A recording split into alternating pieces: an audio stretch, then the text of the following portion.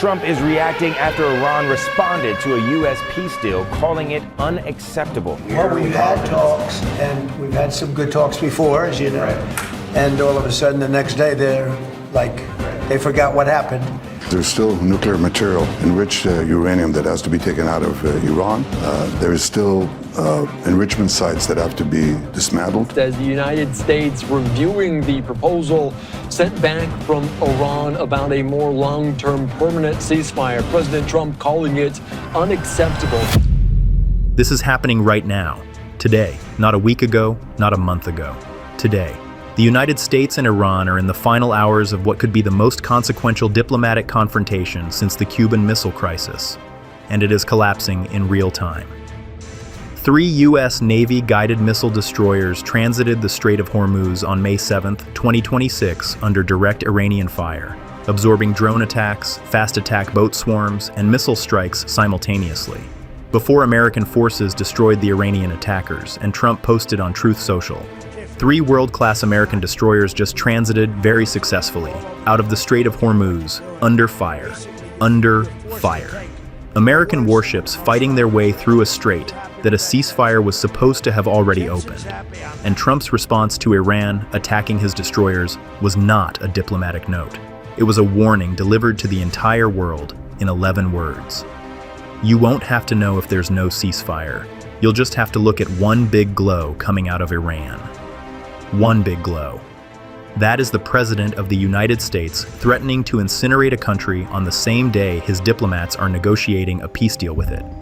Because right now, simultaneously, in the same 24-hour window, the US and Iran are closing in on a memorandum of understanding that could end the war and exchanging live fire in the Strait of Hormuz, and the US military is mobilizing Marines and airborne units to the region, and Trump has given Iran a deadline that nobody knows how many hours remain on. This is the most dangerous moment of the entire conflict, and it is unfolding right now.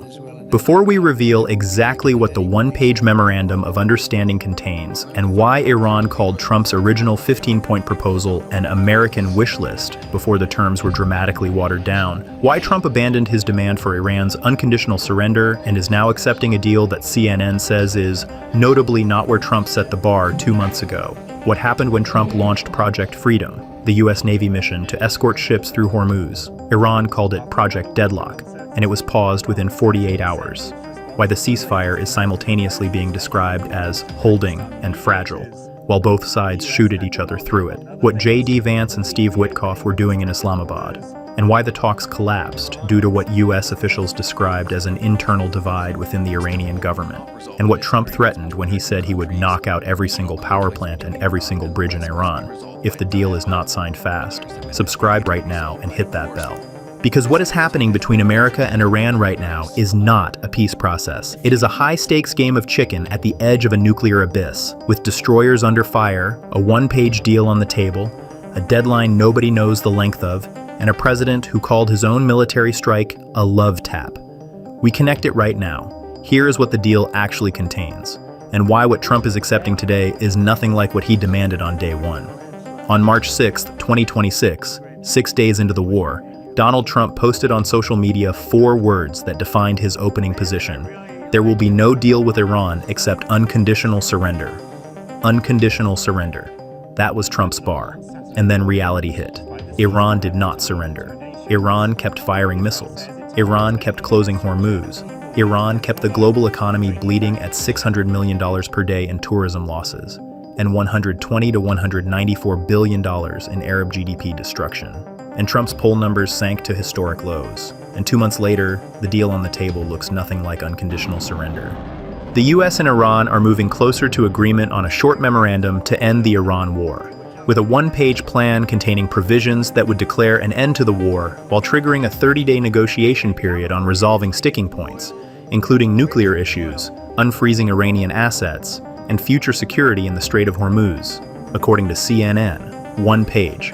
30 days of further negotiation. For a war, Trump said, would end in unconditional surrender. The document would include discussion of a moratorium on uranium enrichment for a period of longer than 10 years, with a previous U.S. proposal having set it at 20 years, and requires Iran to ship its stockpile of highly enriched uranium out of the country, though details were still being negotiated.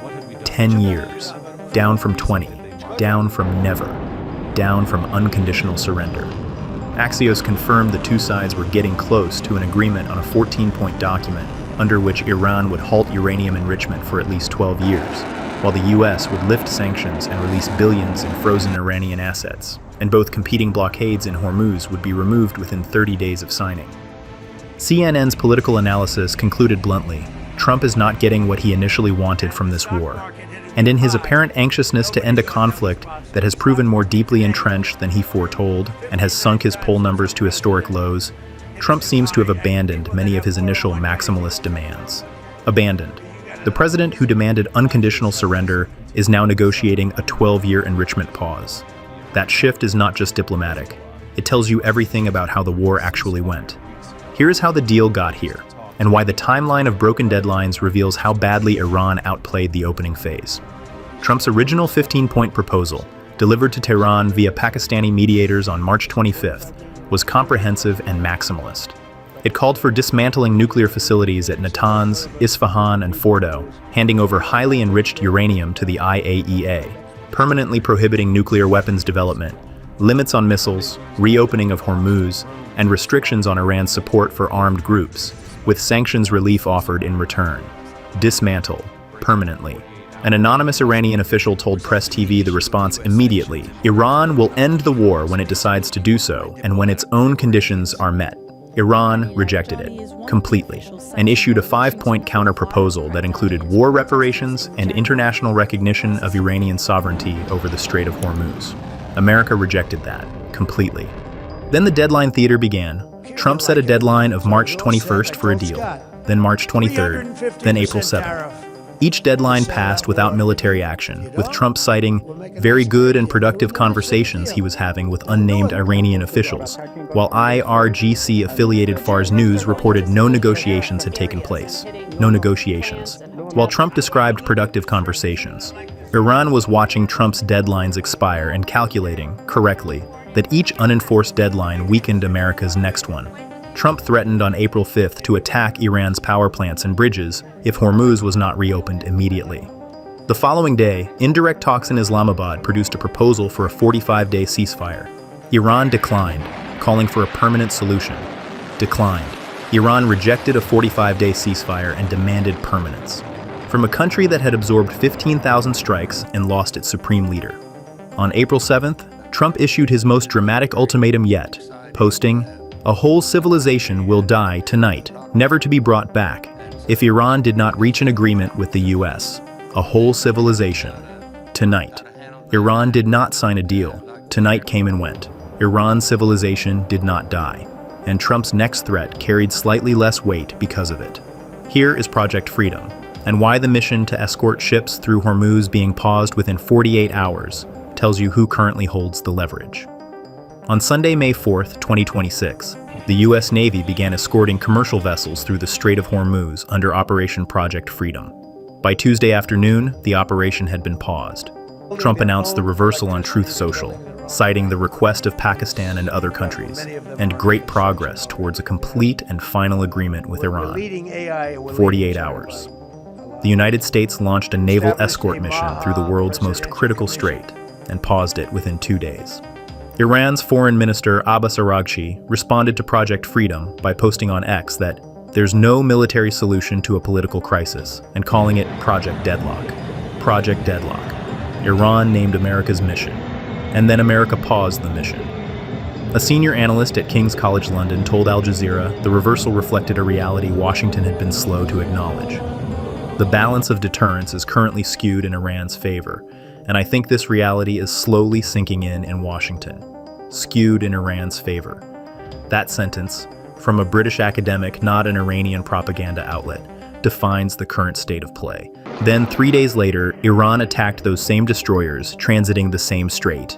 U.S. forces intercepted unprovoked Iranian attacks and responded with self-defense strikes as U.S. Navy-guided missile destroyers transited the Strait of Hormuz, with Iranian facilities targeted, including missile and drone launch sites, command and control locations, and intelligence, surveillance, and reconnaissance nodes, according to CENTCOM. Trump called the response a love tap. Trump said, "They trifled with us. and warned that if Iran does not sign a deal soon, we'll knock them out a lot harder and a lot more violently. Love tap. Today. Threat of incineration. Tomorrow. That is the negotiating environment inside which a one-page memorandum of understanding is being written. Here is what Iran is actually demanding, and why the nuclear red line is the deal breaker neither side can resolve. While Trump is softening his terms, Iran is hardening its core position.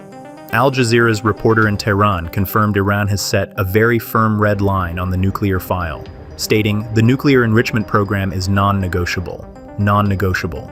Iran's position on enrichment has not moved. Former U.S. Assistant Secretary of State Mark Kimmitt told Al Jazeera, if there is anything the Iranians are going to insist upon in these negotiations, it is their right to enrich uranium to the 3.67% level, which is allowed under nuclear non-proliferation treaties. And even the 2015 nuclear deal permitted Iran to continue enrichment, allowed under international law. Iran is demanding the right to do something the NPT explicitly permits. And Netanyahu, who is not at the table but speaks to Trump almost daily, has an entirely different view. Netanyahu stated, "We share common goals, and the most important goal is to remove the enriched material from Iran, all the enriched material, and dismantle Iran's enrichment capabilities. All, every gram, dismantled. Israel's position is maximum, Iran's position is minimum, and Trump is trying to close the gap in the next 72 hours. Iranian Parliament Speaker Ibrahim Rezaiei said Iran will not agree to extend the ceasefire if it does not include Iranian control of the Strait of Hormuz. Iranian sovereignty over Hormuz. That is Iran's demand. And that is the demand America and the Gulf states will never formally accept. Both sides are at their hard floor simultaneously. Here is what the military is doing while the diplomats talk, and why Marines mobilizing tells you what happens if the deal falls apart. While diplomatic outreach continues, the U.S. is deploying Marines and airborne units to the region, with the U.S. President saying the military will remain in the region until a real agreement is complied with, and then looking forward to its next conquest. Looking forward to its next conquest. Trump said that in the context of a peace negotiation, while deploying Marines. More than 50,000 American troops are already in the region across U.S. bases throughout the Middle East, the largest Air Force presence since the 2003 invasion of Iraq. Trump said on April 19th that if an agreement was not reached, the U.S. would attack energy and bridges across Iran. We're offering a very fair and reasonable deal, and I hope they take it because if they don't, the United States is going to knock out every single power plant and every single bridge in Iran. Every power plant, every bridge. That is not a warning about military capability. That is a description of a civilizational destruction campaign, the kind of sustained infrastructure bombing that turns a modern society into a pre-industrial one within weeks. Meanwhile, Iran is reviewing the U.S. proposal for a memorandum of understanding, with Iran expected to give mediators its reply imminently, a regional source told CNN. While simultaneously, Iranian Parliament Speaker Ghalibaf said Iran would not give in to surrender terms, reviewing, and calling it surrender terms, simultaneously. Secretary of State Marco Rubio declared Operation Epic Fury concluded on Tuesday, stating what Washington now sought was a memorandum of understanding for future negotiations, which is precisely what Iran has been demanding for weeks. Precisely what Iran demanded. What Rubio announced as the American position.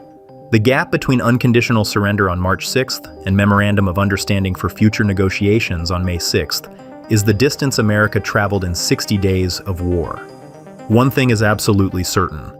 3 U.S. Navy destroyers transited the Strait of Hormuz under Iranian fire on May 7th, destroying the Iranian attackers while Trump called it a love tap and threatened one big glow coming out of Iran. The U.S. and Iran are closing in on a one-page memorandum of understanding that declares an end to the war and triggers 30 days of further negotiation. Iran is believed to hold approximately 440 kilograms of uranium, enriched to 60%. Trump abandoned unconditional surrender as a demand and is now negotiating a 12-year enrichment pause. Project Freedom, the U.S. naval escort mission through Hormuz, was launched and paused within 48 hours.